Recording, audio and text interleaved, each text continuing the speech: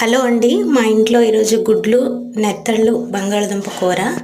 దానికి కావాల్సిన పదార్థాలన్నీ కూడాను చూస్తున్నారు కదా. నెత్తళ్ళు కావాలండి. నెత్తళ్ళు శుభ్రం చేసుకోవాలి. తర్వాత పక్కనే టీ పెట్టుకున్నాము పొద్దున్నే కాబట్టి. గుడ్లను ఉడకబెట్టేసి కొంచెం పసుపు ఆయిల్లో వేసి వేయించుకోవాలి. అవి పక్కకు తీసేయాలి. నెక్స్ట్ మన నెత్తళ్ళు ఉన్నాయి కదా, వాటిని కూడా వేసుకుందాం. తర్వాత ఇప్పుడు ఫస్ట్గా దుంపల్ని కూడా ఉడకబెట్టి పక్కకు తీసుకున్నాం కదా, వాటిని కూడా కొంచెం ఫ్రై చేసుకుందాం. ఉడకబెట్టినవేనండి అవి కూడా సైడ్ చేసేసుకొని ఇంకా నెక్స్ట్ మనం నెత్తళ్ళని వేసేసుకోవడమే అందులోన.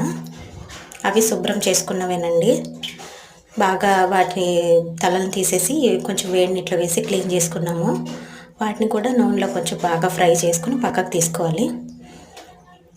పక్కకు తీసేసుకున్న తర్వాత ఇంకా నెక్స్ట్ అందులో కొంచెం ఆయిల్ వేసుకోవాలి. సరిపోదు. ఆయిల్లో జీలకర్ర, ఆవాలు, ఆవాలు జీలకర్ర ఉంటుంది కదా, అది పోపుగా వేసుకోవాలి. వేసుకొని తర్వాత నెక్స్ట్ మన సామాన్లన్నీ కూడా చూసారు కదండి, ఏమేమి కావాలి దానికి అని. ఆ ఆయిల్లోని ఉల్లిపాయలు వేసుకోవాలి. జీలకర్ర, ఆవాలు వేసింది కొంచెం కట్ అయిపోయిందండి. తర్వాత అవి కొంచెం ఫ్రై అయ్యాక మనం అందులో కరివేపాకును వేసుకోవాలి.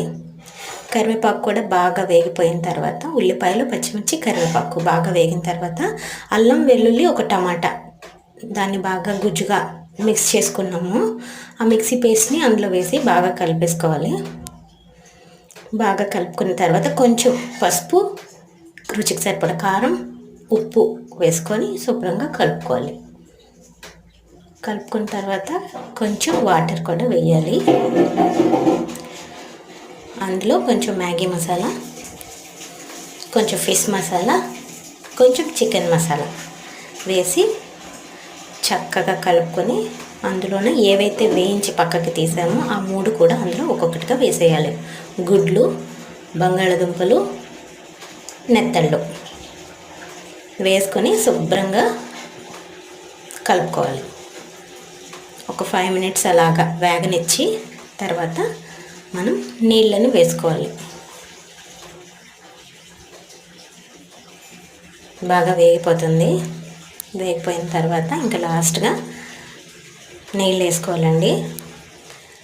నీళ్ళు వేసుకున్న తర్వాత కొత్తిమీర వేసాను. కొత్తిమీర వేసిన తర్వాత వాటర్ వేసుకున్నాను.